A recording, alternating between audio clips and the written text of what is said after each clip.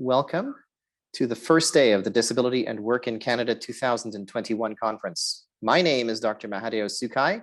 I serve as the Director of Research and Chief Inclusion and Accessibility Officer for the Canadian National Institute for the Blind, or the CNIB. And in this role, I have the privilege of overseeing a nationwide team of highly qualified researchers and accessibility professionals, including students, postdocs, and academic collaborators, many of whom, myself included, have lived experience with disabilities. It's an honor and a pleasure to serve as your MC for the first day of the conference this year. The Disability and Work in Canada, or DWC initiative, is a collaborative of multiple organizations. The four founding organizations included the Centre for Research on Work Disability Policy, or CRWDP, the Ontario Network of Injured Workers Group, or ONIWG, the Canadian Council on Rehabilitation and Work, or CCRW, and the former member, Inclusion Newfoundland, or Inclusion NL.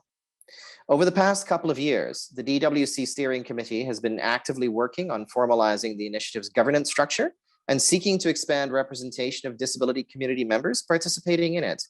A parallel session being held on this first day will provide an opportunity for delegates to hear about and discuss the DWC governance developments. This session is at 2:30 p.m. Eastern Time today, and it will also be discussed on day 4 at 2:50 p.m. Eastern Time. There are 4 new members of the steering committee who join this year. Each of us is serving as MC for one day of the conference. And so the day 1 MC, myself, is a new member of the steering committee. The day 2 MC, Dorami Ailing from the Rick Hansen Foundation. The day 3 MC, Krista Carr from Inclusion Canada, and the day 4 MC, Tammy Yates from Realize. As you know, the conference is being held over 4 days. December 1, 2, 6, and 7, today, tomorrow, and next week, Monday and Tuesday, from 12:15 Eastern to 3:30 Eastern Time. Each day will start with inspiring and informative keynotes. The theme for this year's conference is achieving equality of work and equality of opportunity and choice in careers, jobs, and work. We have 2 sets of parallel sessions on the first 3 days and 1 set of parallel sessions on the 4th day. There are also exhibitor booths, poster presentations, and vignettes. Reflection sessions and closing keynotes will take place on the last day. The theme for today is fully including people with disabilities in the COVID recovery. A few housekeeping items for you.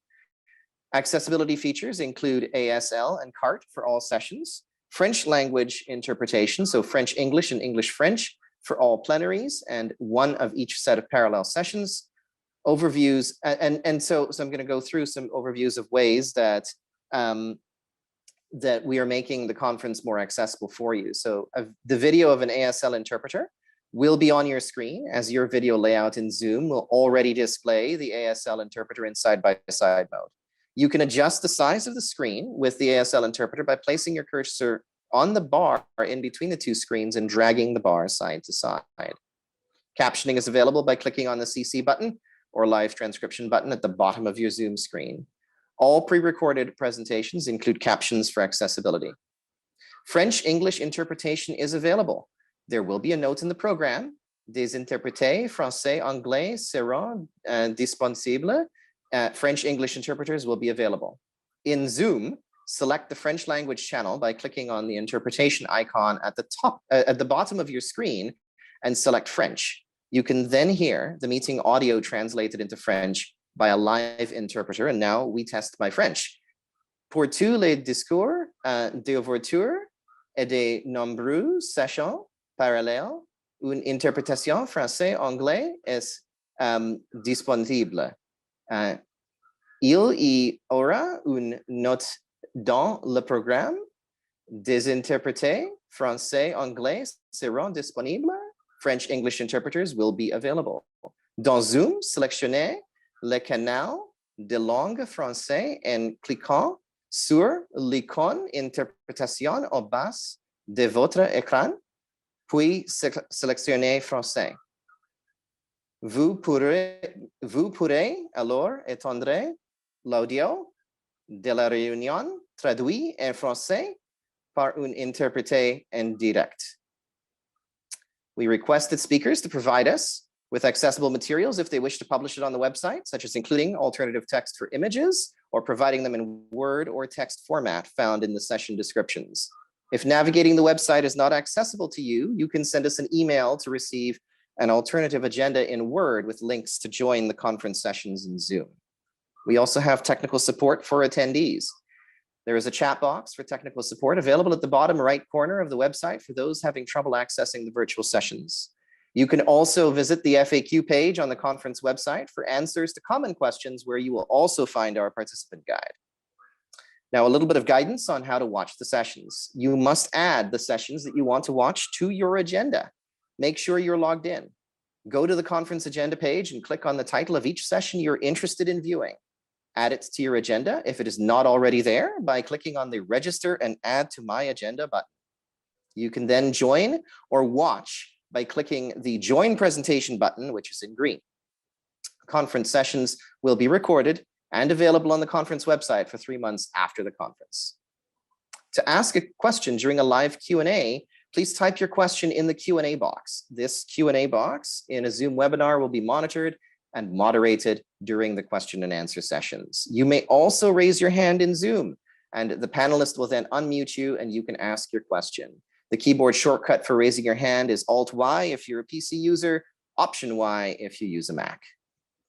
This year, our virtual conference introduces networking sessions in the first 3 days of the conference, after the first set of sessions, but before the second, from 2:05 to 2:25 p.m. Eastern Time, specifically designed as opportunities for delegates to share your ideas and thoughts. To participate in the networking sessions, you can raise your hand by clicking Raise Hand in the webinar controls or message in the chat box, and we will change your role from an attendee to a panelist. You can then turn on your video and unmute yourself, and you are also welcome to remain as an attendee to watch and listen to the networking sessions as well. I'll give you a brief overview of the goals of the conference. Our overall goal is to identify ways to help implement the Pan-Canadian Strategy for Disability and Work, which was developed in consultation with stakeholders and persons with disabilities. As 2021 continues to be a challenging year, with ongoing challenges for the employment of persons with disabilities. The DWC conference is focused on how to meet these challenges and continue to make progress on the implementation of the Pan-Canadian Strategy. The first day of the conference focuses on fully including persons with disabilities in the COVID-19 recovery. Tomorrow, we'll focus on one of the 2 pillars of the strategy, namely fostering disability confident and inclusive workplaces and making inclusive workplaces a reality. On day 3, Monday next week, we will focus on the second pillar, ensuring secure and comprehensive supports for persons with disabilities. And the final day of the conference next week, Thursday, will focus on moving forward together toward full inclusion in employment. I would also like to remind attendees at this point to join the keynote with the Honorable Carla Qualtrough after the Indigenous opening. It is my pleasure now to introduce our Indigenous opening session that is given by Laura Comwind, Traditional Knowledge Keeper and Practitioner. Laura is a member of Kitchener-Newham-Mayuksib Ininewug, or KI. She is the proud mother of 5 children and grandmother to 8 grandchildren. Laura is fluent in her Indigenous language, Anishinaabe-Moin, and is a certified native language instructor. As an Indigenous knowledge keeper and practitioner, Laura has received knowledge and instruction from elders and knowledge keepers in a variety of traditional areas and is committed to pass the knowledge to interested peoples. Laura is a graduate of Lakehead University and is currently working on the design and delivery of training programs for Indigenous peoples that are rooted in Indigenous knowledge, land-based learning, and Western education and training methodologies. Welcome, Laura. Kadeo benesi kwendigo makwando dem kitchenemek sabik na kendonji. Bonjour kakinauya. Greetings everyone. Kakinanda nui maganak all my relations and all living beings. Nui gagis mokewe nogum. I am going to do the opening Thanksgiving address, the prayer. Nimikwa chendam. I am very grateful and thankful to speak on everyone's behalf, to do the prayer Umanogum today. So Kishemanito, Great Spirit, Creator of all things, Shawena Mishnah, we ask for your benevolence and love. We do in the Mishnah, we ask for your help and your continued guidance. Chikoyak chipumseag, that we walk in the right and righteous path today. And I'm also addressing the Kokumasnanak, Nimshomsnanak, all our grandmothers and all our grandfathers that are protectors and givers of life. We are truly grateful. Miigwechendaman, Wenogam Gami Naguag, for all the gifts of life that are given to us today. Kakinagegon that is bestowed upon us. Minobimatasun, the sacred life that we are given. The Goyakabum Sewen, a path, a righteous path to follow. Minuatizun, to be kind and to be compassionate. Kijewadizun, to love unconditionally. Kwekwenemoen, to think always with a good mind. Minodib Seven, that we all have our needs met on a daily basis, that everyone's needs are met. Minonakskutadun, that we come together today in a good way. Minobigyaosun, that we raise our children and our grandchildren and those yet to be born to be good people. Miigwechendemwe Gapisitosyak, thank you for listening and for hearing our prayers. Asema Nibagidinigamen, we humbly offer our tobacco and to ask the spirit of the sacred medicine to carry our words to the spirit world. With one mind, we ask for the protection of our children and grandchildren and those yet to be born. And we ask for the continued safety and well-being of all our relations. We ask for the strength and the ability to be thankful and to supportive of each other and to be fair and just to all, no matter our physical, spiritual, and mental and emotional state. Chimigwech, thank you. Thank you so much, Laura, for bringing your words to the conference. It's very, very much appreciated. Miigwech. Thank you. It's my pleasure now to introduce you to our first keynote speaker of the day, Honorable Carla Qualtrough. Minister Qualtrough, if you want to put your camera on. There you are. Great. So it's my absolute honor to introduce you all to Minister Qualtrough. I'll read just a little bit of her bio, but not the whole thing. I know. Oh, I know. I know better than that. So Carla Qualtrough is the Minister of Parliament for Delta, British Columbia. And she has been minister since she was first elected in 2015, currently serving in the senior role of the Minister of Employment, Workforce Development, and Disability Inclusion.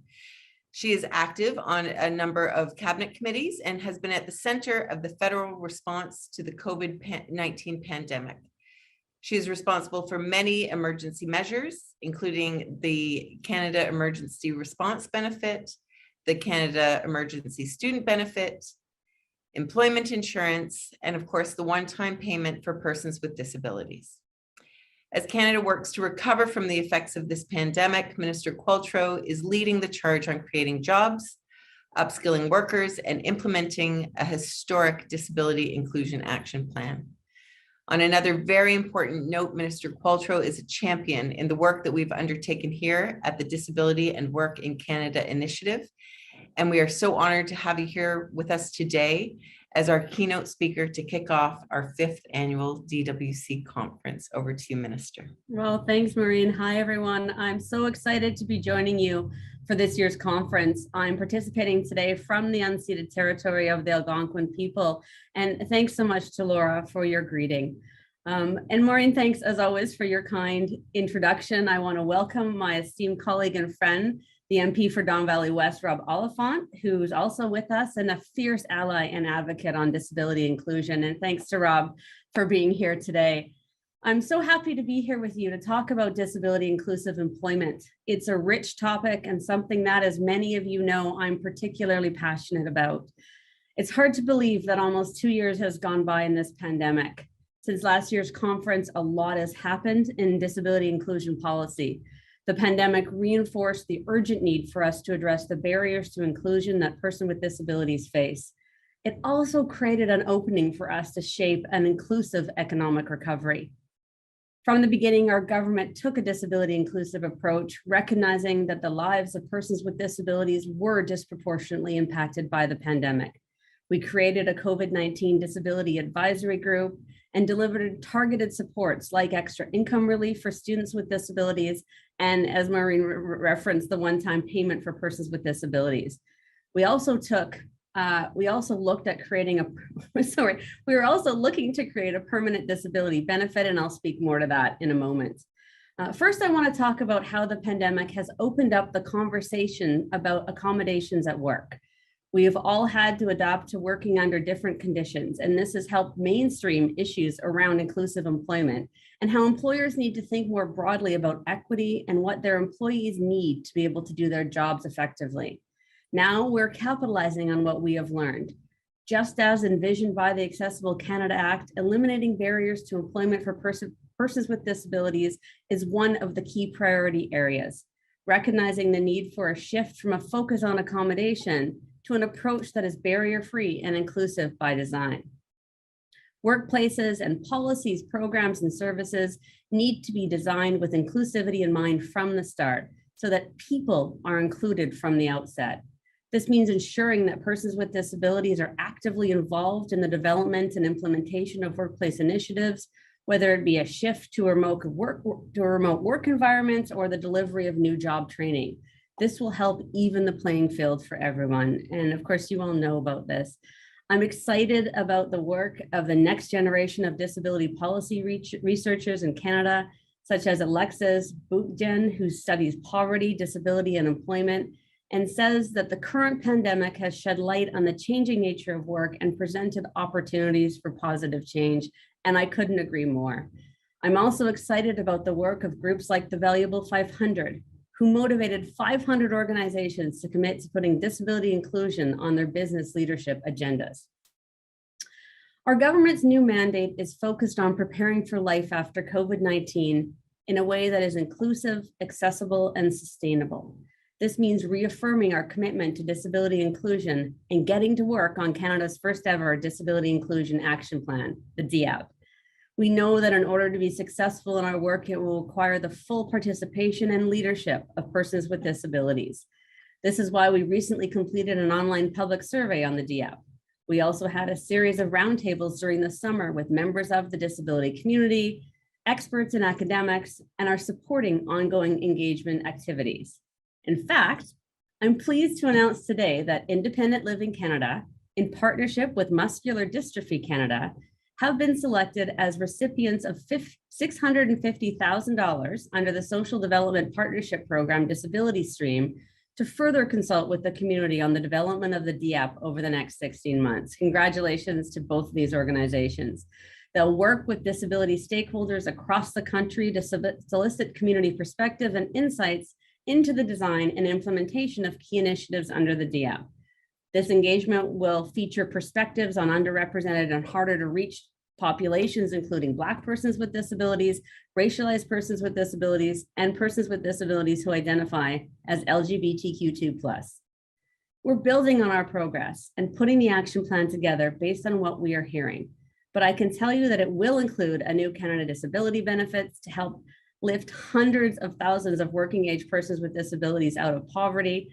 It will include a plan to help persons with disabilities get jobs and help employers understand that having a disability doesn't mean that you can't do the job. The employment strategy is just one pillar of the plan. There are 3 others that are equally as important and help reinforce each other.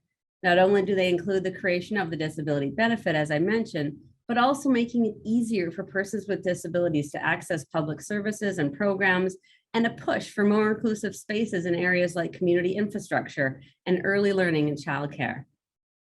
The employment strategy is a key piece going forward, and although we're starting to see the labor market stabilize, research is showing that persons with disabilities were often the first to lose their jobs at the start of the pandemic and are being the last, if at all, to be rehired. The Pan-Canadian Strategy on Disability and Work, as well as the views and input of those who contributed to it, are absolutely informing our ongoing development of the strategy. We need to make sure that persons with disabilities have the skills and supports to find jobs or set up businesses. But it's not just about creating jobs for persons with disabilities. It's about making sure that there's a pathway to success and equal opportunities to advance all the way to the positions of top leadership. Our employment strategy also has a focus on supporting employers. It's about leadership and mentorship among peers. It's about providing employers with the tools to help foster disability confident and inclusive workplaces. On the ground, our government is already making changes. New investments in the Opportunities Fund for Persons with Disabilities programs allows us to work closely with organizations, some of whom are here today, to provide persons with disabilities better access to training, to jobs, and supports to start businesses. Part of this funding will go towards creating a stream focused on career advancements under the Opportunities Fund, which will help people who are already working move to better jobs and advance their careers. We also recognize that Indigenous people with disabilities face unique barriers in the labor market. For this reason, and as part of our ongoing commitment to reconciliation, we are investing new funds in programming for Indigenous persons with disabilities through the Indigenous Skills and Employment Training Program. As we continue to live with the pandemic and focus on an inclusive economic recovery, the government will keep doing its part to ensure that we put disability and inclusion and accessibility up front. We'll continue to implement the Accessible Canada Act, employment being one of the key areas of focus under the Act, and we'll support the ongoing identification, removal, and prevention of barriers to increase accessibility in communities, workplaces, and all aspects of society. Part of my leadership role is pushing for a more disability inclusive approach within government and parliament. Our department, ESDC, aims to be a leader in inclusive design of employment strategies and policies benefiting people with disabilities and all our employees. Some examples include disability inclusion measures in student loan programs, summer job programs, and a disability inclusive approach to attending and participating in Parliament. During the last sitting, we adapted and were forced to find a virtual way to debate in the House of Commons, from tabling legislation to attending question period. As a result of much work moving to digital, I attended many committee and other meetings via phone rather than video, so that I could use my text and larger software on my computer screen without having to toggle back and forth between my documents and the virtual meeting, which is, as you can all, many of you can relate, a cumbersome process. But the point is we were able to adapt and accommodate, and we were able to find ways to make it work. And we passed unprecedented amounts of legislation to help Canadians during this pandemic. And I think we left Parliament a little bit more disability inclusive along the way. You know, disability inclusion in the Government of Canada also means creating inclusive systems that support workers, like daycare, like public transit, like skills training. And it's exciting to see the change that has happened, even in my short time in government. You all know how my title has changed to represent this shift in thinking from Minister of Accessibility to Minister of Disability Inclusion. Now, before I conclude, I want to extend a challenge to all of you here today, and this is my call to action to you. I want you to think about how we capitalize on this moment coming out of this pandemic to bring disability inclusion into mainstream employment practices. How do we make it clear to employers that while this is a human rights issue, it's also really an economic issue that affects their bottom line? We know that persons with disabilities represent an untapped labor pool. Even before COVID-19, persons with disabilities were and continue to be vastly underemployed and unemployed. And as employment levels begin to stabilize, we're facing labor shortages across many regions in this country. We need to use this moment to remind employers that we have an incredibly talented, ambitious, capable, innovative, and creative talent pool ready to fill those job vacancies. Additionally, the economic impact of persons with disability is huge. One study in Canada, of course, you know this, found that the consumer market just for people with a physical disability amounted to, in 2017 to 14% of the total consumer market in Canada. And a shout out to some of the research being done by our host today, the Canadian Council on Rehab and Work, that further estimates that Canadians with disabilities have access to a combined disposable income of $25 billion annually. That's a lot of spending clout, and we need to remind people of this.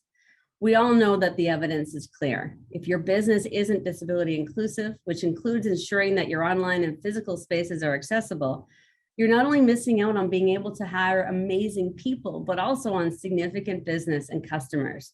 And there's a multiplier effect there as well.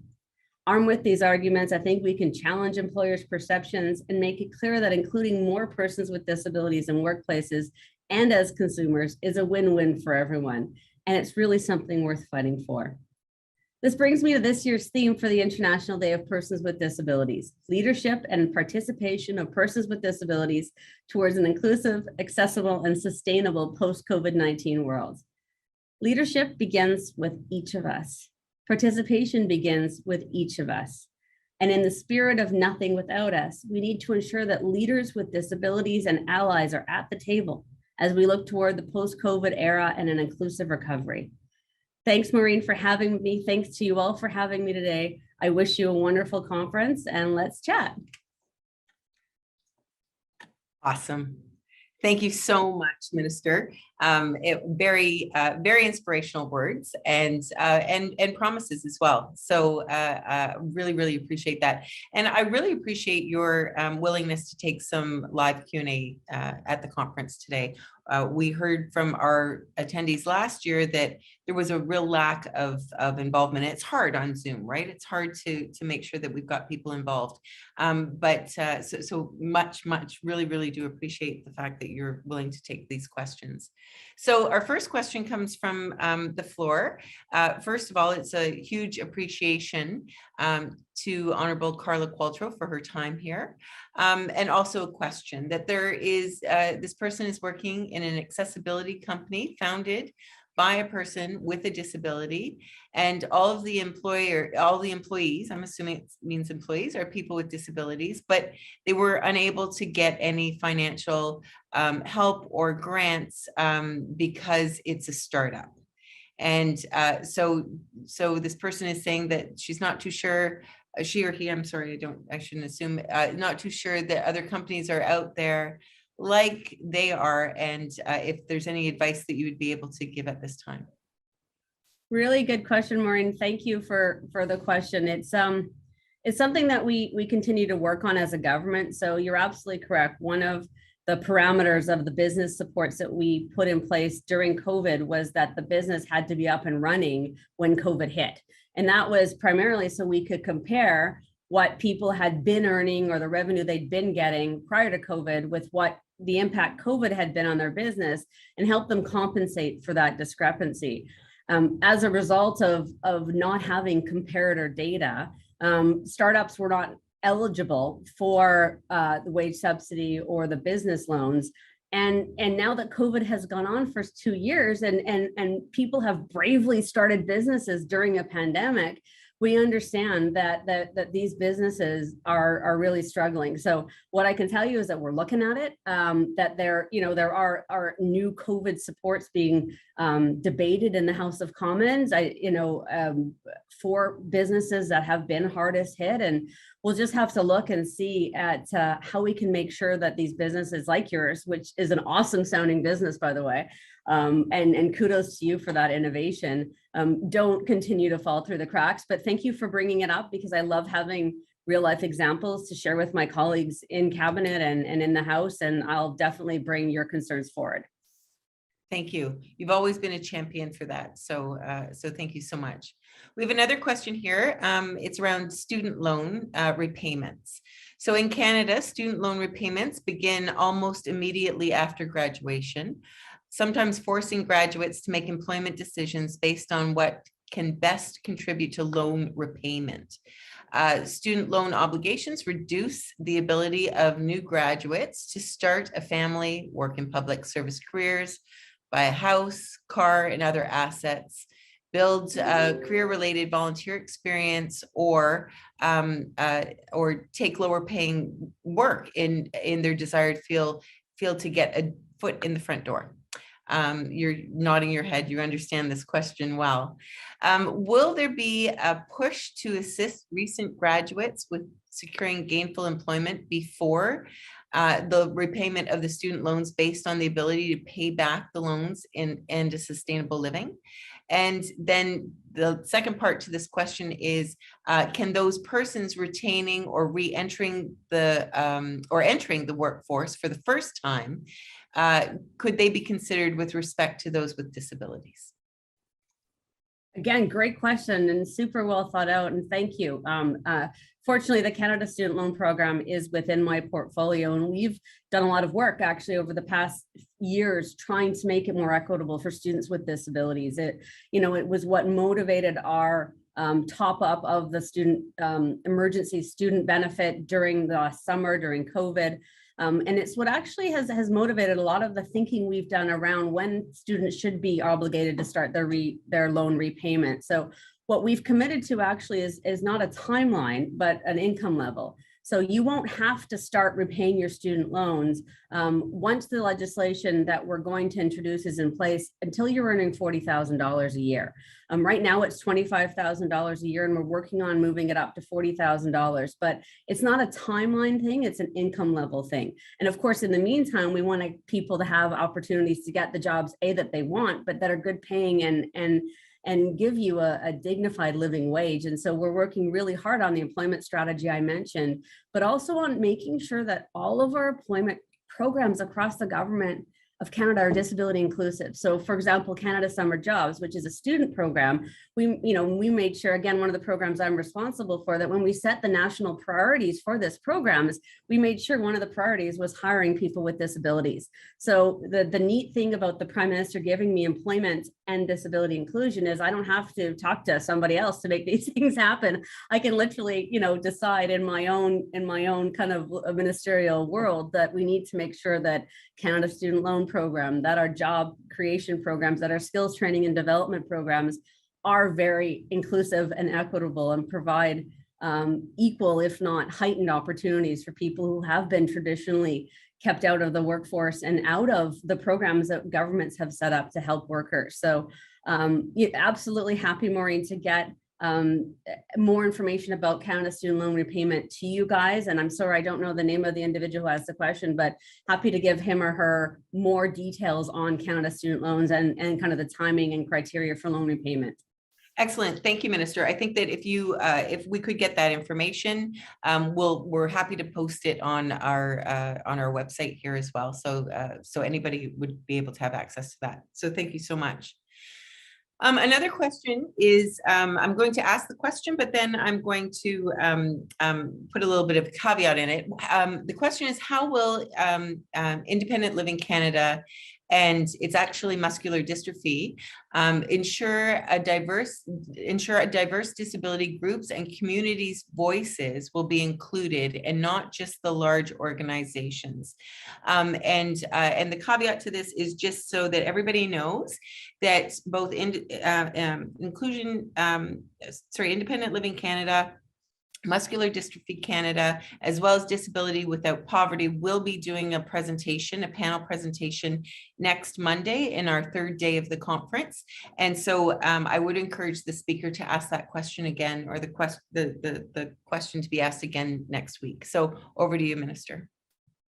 Thank you, Maureen. You answered a little bit for me, but I will tell you that the expectation, in fact, is that these organizations, and it will be written into their contract, make sure that they reach out to groups that maybe historically haven't been included in these kinds of conversation, and marginalized populations, individuals. It feels like the big organizations have a voice at the table, and it's a very important perspective representing a lot of individuals across the country, but there is extreme value in having individuals also contribute in their own right with their own perspective. So like Maureen, I encourage you to ask them that. And from my part, we'll make sure there's oversight in place to make sure that they do.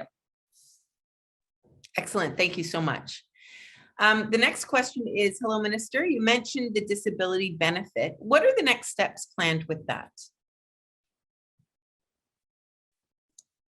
Sorry, I was writing it down, but that's a really quick one. Oh my gosh, we could talk about this forever. So next step. So as you'll have seen, and as I've been very clear and said today, the immediate next step is to take time and reintroduce this legislation in the House of Commons. So I can assure you that is absolutely in the works. There's some procedural bills and the COVID benefit bills that are in front of the House right now that are incredibly urgent. We've got the speech from the throne. We're going to have what we call supply next week, which is just getting money to government organizations, government departments. But legislative calendars being what they are, I'm very keen to reintroduce this bill as soon as possible. So that's the legislative side. Of course, the more difficult and challenging and important conversations are those we're going to be having with the provinces on what this means and how we can ensure that provincial benefits are not impacted negatively, that people are better off. You may have been watching our government over the past months negotiate childcare agreements with provinces.